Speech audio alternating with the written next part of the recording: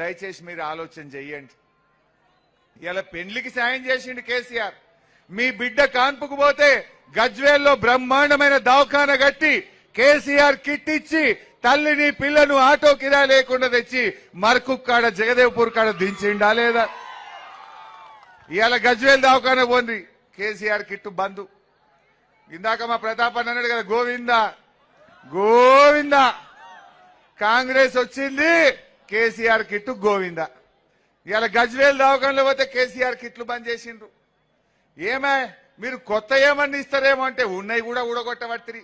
రైతులకు బాయి కాడ కరెంటు మున్పటి లెక్క వస్తలేదు, మోటార్లు కాలుతున్నాయి, కేసీఆర్ కిట్లు బంద్ అయినాయి, మున్పటి లెక్క పింఛన్ టైం మీద వస్తలేదు, కళ్యాణ లక్ష్మి చెక్కులు వస్తలేవు, ఇంట కాడ నల్లలు కేసీఆర్ ఉండగా ఫుల్ వచ్చింది నల్ల, కాంగ్రెస్ వాళ్ళు వచ్చినాక అర్ధగంట కూడా చక్కగత్తలేదు.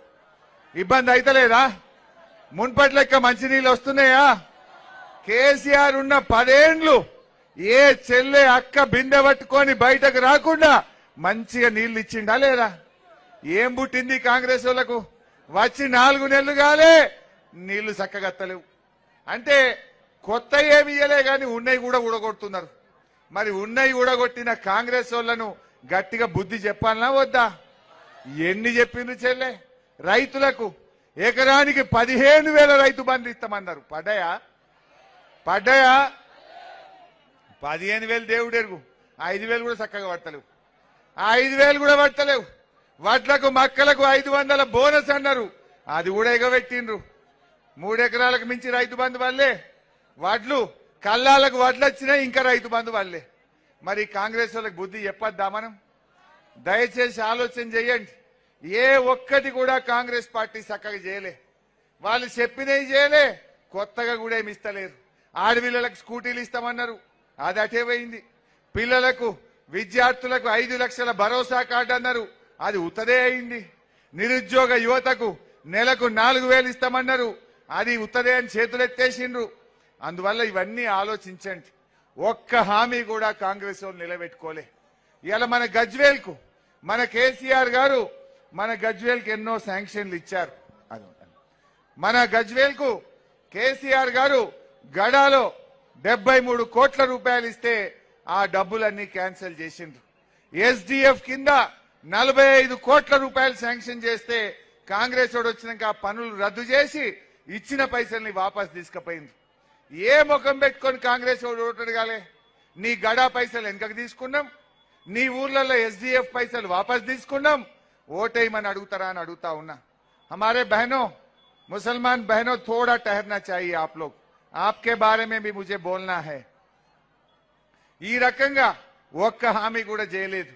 అందువల్ల ఇవాళ మీ అందరిని నేను కోరేది ఒక్కటే, ఎప్పటికైనా ఈ గజ్వేల్కు గౌరవం తెచ్చింది కేసీఆర్, మన పేరు నిలబెట్టింది కేసీఆర్, మనకు మంచి నీళ్లు ఇచ్చింది కేసీఆర్, కాలువలలో నీళ్లు తెచ్చి చెరువులు నింపింది మన కేసీఆర్, బ్రహ్మాండమైన రోడ్లు వేసింది మన కేసీఆర్, అక్క చెల్లెలకు మహిళా భవనాలు కట్టింది మన కేసీఆర్, అన్ని కులాలకు సామూహిక భవనాలు కట్టింది మన కేసీఆర్, కళ్యాణ లక్ష్మి ఇచ్చింది కేసీఆర్. ఆ కేసీఆరే మనకు శ్రీరామ రక్ష. బాగా ఆలోచించండి. ఇవాళ ఎట్టికైనా మట్టికైనా, వెనకటికో సామెత ఉంటది, ఎట్టికైనా మట్టికైనా మనోడు ఉండాలంటారు. ఇవాళ ఎట్టికైనా మట్టికైనా బీఆర్ఎస్ పార్టీకి ఈ తెలంగాణ ప్రజల మీద ప్రేమ ఉంటది తప్ప ఈ కాంగ్రెస్ అనుకో బీజేపీ అనుకో ఉంటదా అని నేను అడుగుతా ఉన్నా. ఎప్పటికైనా కేసీఆర్ మనోడు అవుతాడు. మీ మీద కేసీఆర్ కు ప్రేమ ఉంటది తప్ప గా ఢిల్లీలో కూర్చున్న ఈ బీజేపీ అనుకో కాంగ్రెస్ అనుకో ఈ గజ్వేల్ మీద ప్రేమ ఉంటదా? దయచేసి ఆలోచన చెయ్యండి. ఇవాళ 10 ఏళ్లు ఢిల్లీలో అధికారంలో ఉన్న బీజేపీ అయినా ఈ రాష్ట్రంలో అధికారంలో ఉన్న కాంగ్రెస్ దైనా మాటలు ఎక్కువ, మతలబు తక్కువ. మాటలు ఎక్కువ, పని తక్కువ, మతలబు లేదు. అన్ని ఉత్త మాటలే. బాగా ఆలోచించండి. ఇవాళ వచ్చే జూన్కు తెలంగాణ వచ్చి 10 ఏళ్లు కాబోతా ఉన్నది. ఇంకా రాష్ట్ర విభజన సమస్యలు ఉన్నాయి. ఆ సమస్యలు పరిష్కారం కావాలంటే నిక్కచ్చిగా ఢిల్లీలో పోరాడేటోడు కావాలి, అసెంబ్లీలో గలమి పెట్టేవాళ్ళు కావాలి. ఈ కాంగ్రెస్ వాళ్ళు బీజేపీ వాళ్ళు గెలిచిండ్రనుకో ఉత్తయ్య దిష్టి బొమ్మలు లెక్క ఉంటారు.